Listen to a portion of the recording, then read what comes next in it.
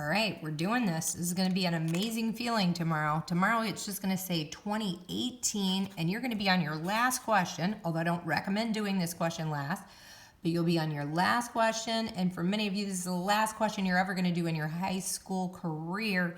Amazing, let's do it. You're going to spend about 25 minutes on this question, so you definitely want to probably do this third. Pick 2 of the questions, 1 through 5 that you like. Pick 2 that are your favorites. Then jump to this, spend about 25 minutes. Please be cautious of your time, although most people come back and they don't tell me they have a time issue, okay? So let's do it. Corn tortillas are made at a very large facility that produce a heck of a lot of tortillas every single day. And they do that by producing 100,000 tortillas on each of its 2 production lines. So that would mean that this is a graph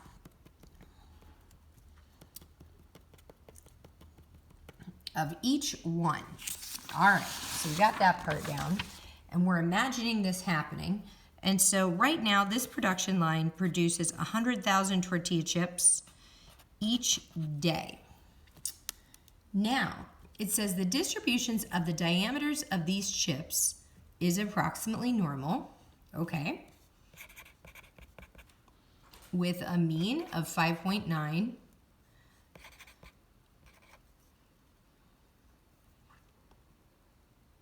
And the distribution of B has a mean of 6.1. And so that looks about right based on this diagram.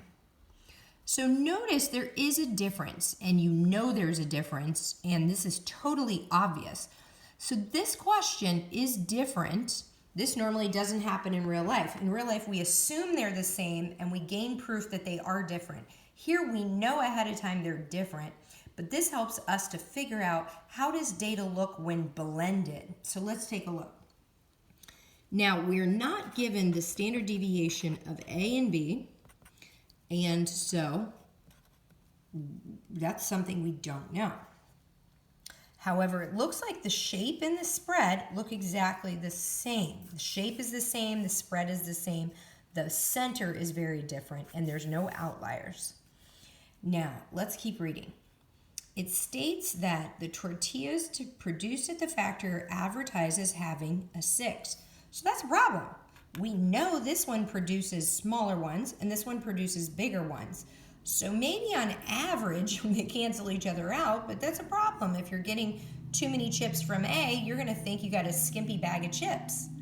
And here, if you're the boss, you might be concerned these guys are spending too much money in material costs because they're putting bigger chips than advertised. So neither one is good, each for a different reason. Now it says the tortillas produced were advertised as 6.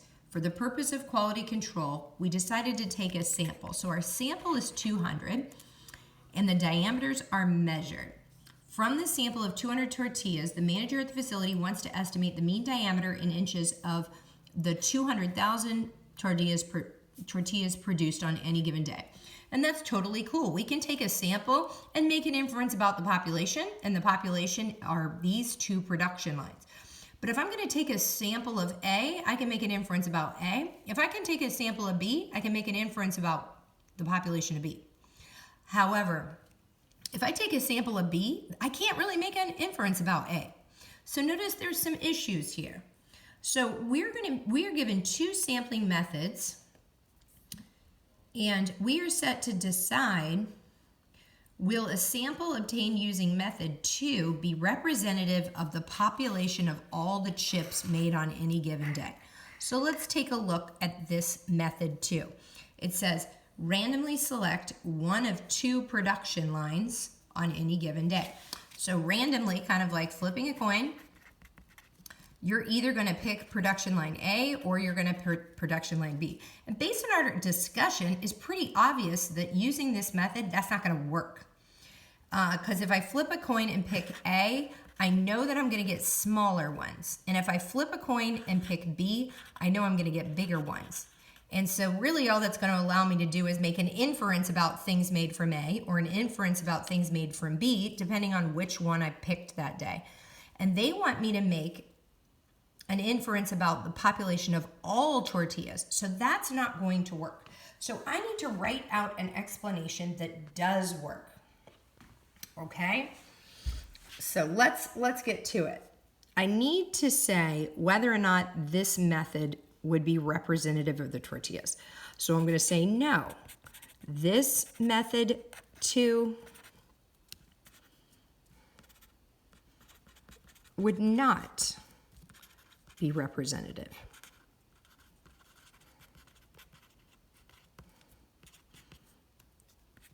Now, notice I'm just copying the sentence. Would not be representative of the population of all tortillas made that day.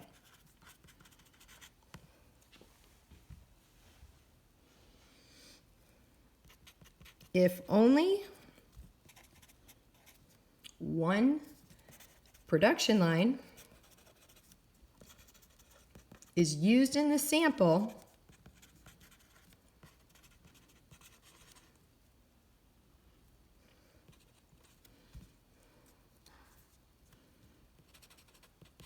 it would only be representative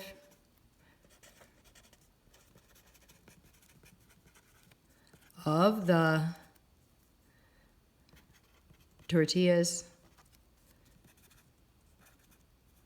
made by that production line. So obviously, if you own the whole business, you really want to know the full story. You don't want to leave it up to chance. So let's look at method 1. Maybe this one was a little bit better. It says method 1, take a random sample of 200 tortillas from all 200,000 produced on any given day. So this makes a little bit more sense. You're just going to randomly pick 200. So maybe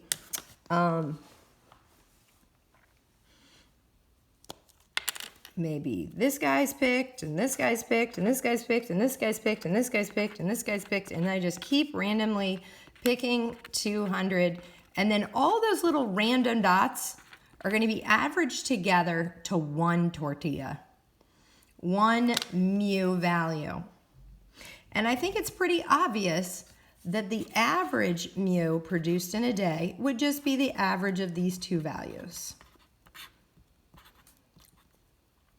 I'm kind of using transformation here. Okay, and so that actually would give a depiction. If I did do method 1, that would give me a depiction of all the chips produced. As long as I gave every chip an equal chance of being chosen either out of line A and line B, and I should, especially with a really large sample, probably pick as many from either line. I'm going to pause the video and start back on the next video. So this concludes part A